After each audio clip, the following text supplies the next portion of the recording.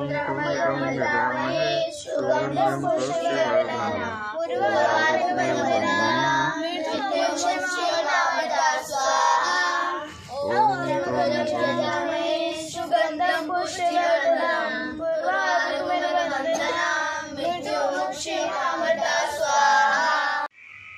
जितने भी दुनिया है, ये सारी दुनिया जड़ है। जड़ का मतलब इसमें अपने आप में कोई मूवमेंट नहीं होती। अगर उस बात को हम समझने का प्रयास करें तो कोई आदमी अभी जिंदा है, अचानक उसमें से कुछ निकल जाता है और वो मर जाता है ना। तो मर जाता है तो उसमें कोई मूवमेंट नहीं होती, जबकि आंखें भी है उन्हें दिखाई नहीं दे रहा, कान भी है उन्हें सुनाई नहीं दे रहा। इसका मतलब कोई और हमारे अंदर बैठकर इन आंखों से देख रहा था, इन कानों से सुन रहा था, और अब वो निकल गया तो ये शरीर खत्म हो गया। ये शरीर जमीन का हिस्सा होता है, हम खाना खाते हैं उसी से बॉडी बनती है, खाना जमीन से आता है, तो यानी इनडायरेक्टली हम जमीन से ही बने। और जब हम इसमें से निकल जाते हैं तो ये शरीर वापस जमीन में मिल जाता है। तो ये जगत जो है जड़ है और हम जो है वो चेतन है। तो हम शरीर नहीं है, हम आत्मा है। श्री कृष्ण और राधा रानी जी क्यों है ना, इन्हीं को क्यों भगवान बोलते हैं? भगवान तो बहुत सारे हैं। yes. भगवान अपने आप कुछ नहीं करते हैं। जैसे कि उस बात को समझने के लिए हम ऐसे समझे कि अगर हम चावल को जमीन में उगाएंगे तो उससे कुछ नहीं होगा। हम धान को जमीन में उगाते हैं, धान को उगाते हैं। धान क्या होता है? चावल के ऊपर जो कवर चढ़ा होता है। यानी जो खाली ईश्वर है वो कोई क्रिया नहीं करते हैं। उनकी शक्ति जो उनके ऊपर होती है, शक्ति उनसे अलग, लेकिन उन्हीं की शक्ति होती है जो कवर होता है, जिसको बोलते हैं माया या ईश्वर की तटस्थता शक्ति। उसी से जगत का निर्माण होता है। तो जो चावल शुद्ध है, जो शुद्ध ईश्वर है, वो है भगवान श्री कृष्ण, और उनकी सारी क्रियाओं को करने वाली शक्ति है श्री राधा रानी। इसीलिए हम पहले बोलते हैं राधे कृष्ण। कृष्ण राधा नहीं बोलते, हम बोलते हैं राधे कृष्ण। राधा रानी इस जगत को चलाने वाली शक्ति है, और कृष्ण जो है वो शुद्ध ईश्वर है, और राधा रानी कृष्ण को प्रसन्न करने के लिए ही सारे काम करती है। हम राधा रानी को प्रसन्न करने के लिए काम करते हैं क्योंकि उससे कृष्ण प्रसन्न होंगे, और जब हम कृष्ण की पूजा करते हैं इसलिए करते हैं कि राधा रानी प्रसन्न होंगी, क्योंकि वो उनकी सेवा करती हैं, है ना। तो हम राधा जी के भक्त श्री कृष्ण जी की पूजा और आराधना करते हैं। तो हमारी जो आराध्य देवी हैं वो श्री राधा रानी जी। राधा रानी यानी शक्ति। अगर हम भोजन करते हैं तो हमें उससे क्या मिलता है? हमें उससे शक्ति मिलती है। यानी किसी भी काम को करने के लिए हमें शक्ति की या ऊर्जा की जरूरत होती है। जब हम पढ़ाई करते हैं तो हमें शरीर की जरूरत है या अपना ध्यान उस पर लगाने की जरूरत है? ध्यान शक्ति के रूप में हम उधर ध्यान अपना एकाग्रता में लगाते हैं, है ना। खाना खाते हैं तो उससे शक्ति मिलती है। जब हम रात को सोते हैं किस लिए सोते हैं? कि हमारा शरीर जो थक गया है ये वापस इसकी चेतना जागृत हो जाए। तो खाना हजम करने के लिए हमें किस चीज की जरूरत है? हम जो हमारे पेट में जठराग्नि होती है उसकी शक्ति से भोजन जो है, यानी इस जगत में सारा काम एक शक्ति ही करती है। हर काम को चलाने के लिए एक शक्ति होती है। शब्दों में भी शक्ति होती है। किसी को डांटो तो वो डर जाता है, और किसी को प्यार से बोलो तो खुश हो जाता है। शब्द अपने आप में एक शक्ति है। जब हम किसी से बात करें तो अपने शब्दों का बहुत अच्छे से उपयोग करें। जब हम मंत्र बोलते हैं तो मंत्र से हमारे इधर वाइब्रेशन निकलती है और पूरा एरिया उसी मंत्र के अनुरूप परिवर्तित हो जाता है। इसीलिए हम मंत्रों को जोर जोर से बोल के उच्चारण करते हैं, है ना। हम हरे नाम कीर्तन, हरे नाम महामंत्र का उच्चारण करते हैं जोर जोर से। क्यों करते हैं? ये हरे नाम महामंत्र की जो शक्ति है वो श्री राधा रानी के माध्यम से भगवान श्री कृष्ण को प्रसन्न करने के लिए। और हमारा चित्त उसी में लगता है।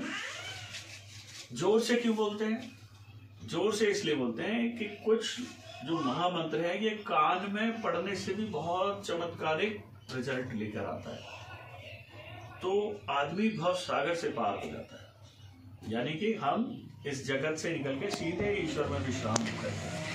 तो हम जोर से इसलिए बोलते हैं कि जो आसपास में काम कर रहे हैं, जिनका ध्यान नहीं है, ये मंत्र उनके भी कानों में जाए। अच्छा, हम तो मनुष्य, हम तो बोल लेते हैं, लेकिन यहाँ बहुत सारे ऐसे जीव हैं जो बोल नहीं सकते पर सुन तो सकते हैं। yes, उनके कानों में भी ये मंत्र पहुंचे और उससे उनकी भी वो जड़ अवस्था खत्म हो, यानी वो जीव से उनको भी ईश्वर की शरण मिले और ईश्वर में ही उनको विश्राम मिले। इसलिए जितना हम जोर से बोलेंगे, जितने ज्यादा लोगों तक इस मंत्र को कानों में पहुंचाएंगे, उसका लाभ परोक्ष रूप से इनडायरेक्टली हमें भी मिलेगा। ठीक है, तो आज हमने यहाँ पर समझा चेतना के घर आके कि एक चेतन शक्ति है जो हमें हर काम के लिए आवश्यक होती है। ठीक है, तो अब हमें समझ आया ईश्वर कौन है, ये सारा जगत उनकी शक्ति से बना है। तो कृष्ण कौन है और राधा कौन है? हम राधा जी का नाम लेते हैं कृष्ण जी को रिझाने के लिए, कृष्ण जी की सेवा करते हैं कि राधा जी प्रसन्न हो। ठीक, तो अब समझो, जब राधा रानी जी की शक्ति से ही सब बना है, ईश्वर की इच्छा के अनुसार, ईश्वर जी इच्छा करते हैं और राधा रानी जी सब विश्व का निर्माण करती हैं, सबको चलाती हैं। तो जो भी शिव हैं, माता हैं, गणेश जी हैं, हनुमान जी हैं, वो सब तो उन्हीं के द्वारा, शक्ति के ही द्वारा बनाए गए हैं, है ना। तो हम उनकी सेवा करें जिनकी सेवा सब करते हैं। जब रामचंद्र जी पैदा हो गए तो शंकर भगवान जी अपने आराध्य देव की बाल लीलाओं को देखने के लिए चूड़ी वाला बन के आ गए, कभी कुछ और बन करके आ गए, तो उनके दर्शन प्राप्त करने के लिए, है ना। ऐसे ही जब भगवान श्री कृष्ण रास की लीला कर रहे थे तो उसमें शंकर भगवान जी गोपी का रूप बना करके आ गए अपने आराध्य देव की लीला में जाने के लिए, जिसकी वो पूजा करते हैं, जिनकी आराधना करते हैं, जिनके हर समय ध्यान में रहते हैं। तो भगवान शंकर भी जिनकी पूजा और आराधना में रहते हैं, गणेश जी भी जिनके शक्तियों को बांटने का काम करते हैं, विघ्न हटाने का काम करते हैं हम लोगों का, तो वो सबके सब किसी एक शक्ति के प्रति आकर्षित है, और वो शक्ति ईश्वर की तटस्थता शक्ति है जो श्री राधा रानी जी के नाम से इस पूरे विश्व में जानी जाती है। तो हम जब भी बोलते हैं राधे रानी की जय, इसका मतलब हम किसकी जय कर रहे हैं? उस शक्ति की जय कर रहे हैं जो पूरे ब्रह्मांड को और विश्व को चलाती है, जिसके छोटे छोटे रूप में हम फोकस में उसका इस्तेमाल कर रहे हैं, खाना पचाने में इस्तेमाल हो रही है, मंत्रों को बोलने के लिए इस्तेमाल हो रही है, हर समय हर जगह हम शक्ति की उपयोग कर रहे होते हैं, है ना। तो इस बात को हम समझ गए, यही बात हम हर घर में जाके कहना चाहते हैं। जैसे अब आपकी बिटिया पिछले काफी समय से आ रही है वहां पर, अब इसको मंत्र भी इसने सीख लिए हैं, योगा भी सीख रही है। बच्चे की 7 साल, 1 साल से 7 साल की उम्र में जो बच्चा सीखता है वही पूरी उम्र वो करता है। अब बच्चों की उम्र है 13 साल तक की, 7 साल से 13 साल तक वो संस्कार सीखता है।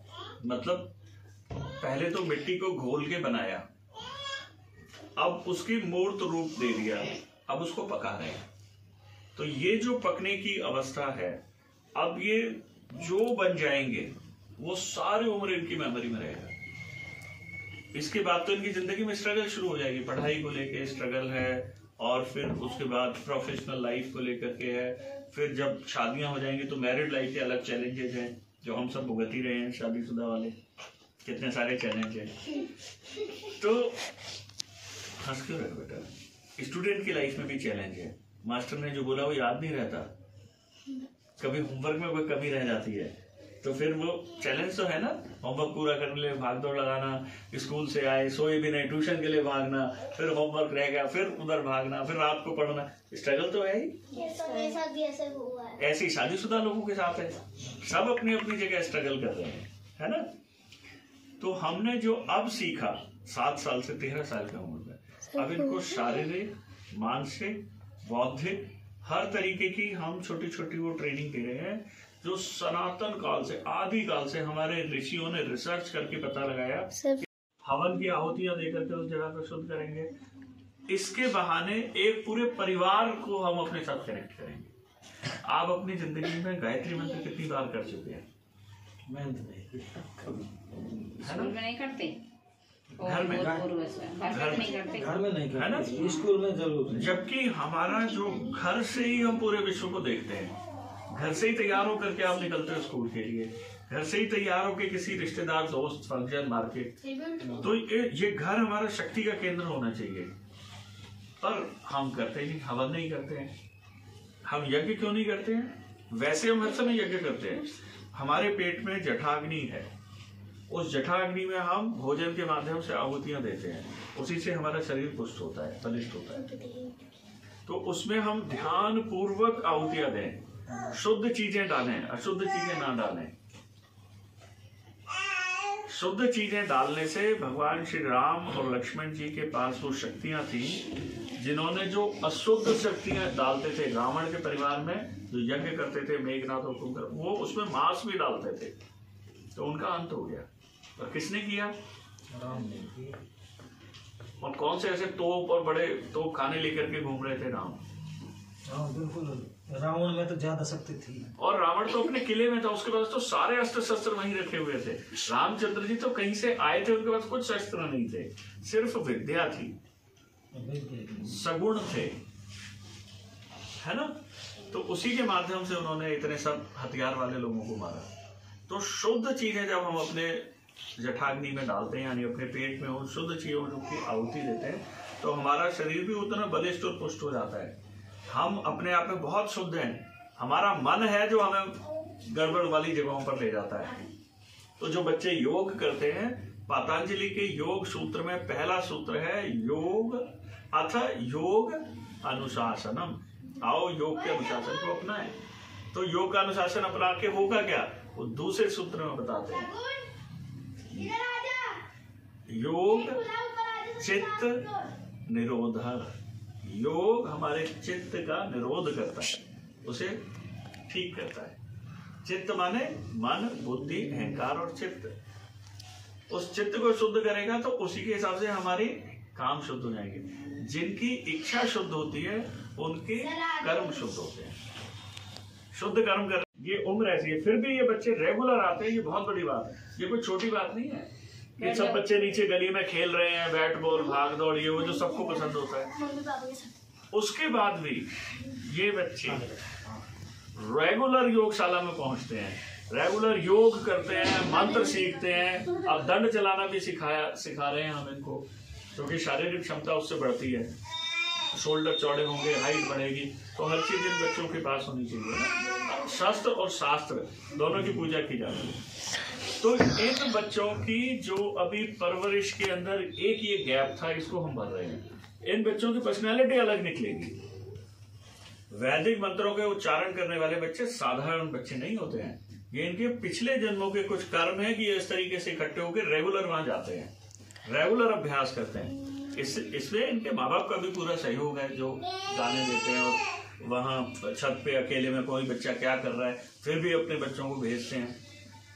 तो ये भी एक बहुत बड़ी बात है। इससे कोई सामान्य घटना मत समझो इनके जीवन की, इनके जीवन की बहुत विशेष घटना है और इसमें पूरा सहयोग का पेरेंट्स को।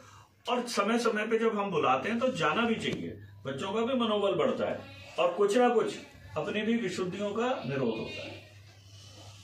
भगवान का नाम लेने से किसी का आज तक बुरा हुआ हो तो बताओ? भगवान का नाम लेना अगर गलत हो तो बताओ? एक शराबी शराब पीता है और सीना चौड़ के करके गली में ऐसे करके निकलता है और जोर जोर से गालियां बकता है, कुछ कुछ करता है, जबकि वो बुरी चीज है, उसे छुप के करना चाहिए। वो तो पढ़ देखी है वो नहीं। और मंत्र और ये पढ़ने वाला फिर छुप करके क्यों करे? जोर से करे, खुल के करे, ताकि और लोगों को प्रेरणा मिले। अच्छी चीज हमें जोर से करनी चाहिए, बुरी चीजें नहीं करनी चाहिए, चुपके भी नहीं करनी चाहिए, है ना। तो जब हम अच्छी चीजें कर रहे हैं तो आपको लगता है कि अगर अच्छी चीजें हैं तो आपको इनके कार्यक्रमों में आना चाहिए, बच्चों का मनोबल बढ़ता है। पेरेंट्स ही हैं जो अपने बच्चे को डायरेक्ट करते हैं, और पेरेंट्स ही हैं जिनकी छत्र छाया में बच्चे अपने को सही समझते हैं। जिस काम में उनके पेरेंट्स इन्वॉल्व हैं उस काम को बच्चे करते हैं, क्योंकि बच्चे कहा हुआ नहीं करते, बच्चे करने का अनुसरण करते हैं। पेरेंट्स जो कर रहे होते हैं बच्चे उसका अनुसरण करते हैं। इन बच्चों ने जो मंत्र सीखे हैं, ये बच्चे उन मंत्रों का उच्चारण करेंगे, फिर जिस जिसको भी भजन आता है वो भजन सुनाएगा। ओम भूर्भुवः स्वः